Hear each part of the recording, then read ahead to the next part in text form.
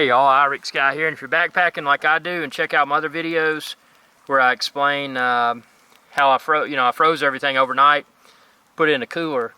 But what if you get out and you open your cooler and your Gatorade or whatever's is still frozen? Well, what I do is I put it not in the fire but close to the fire, so you can see it's starting to melt, and the ice is starting to melt, but not the plastic.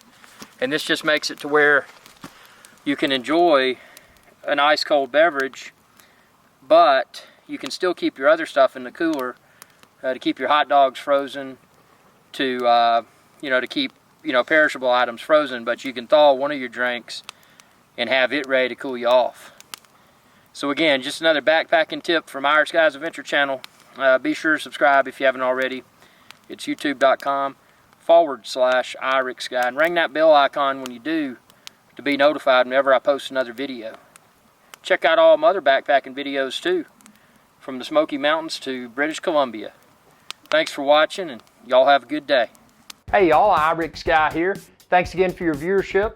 Be sure to subscribe to my channel if you haven't already, and ring that bell icon to be notified whenever I post another video.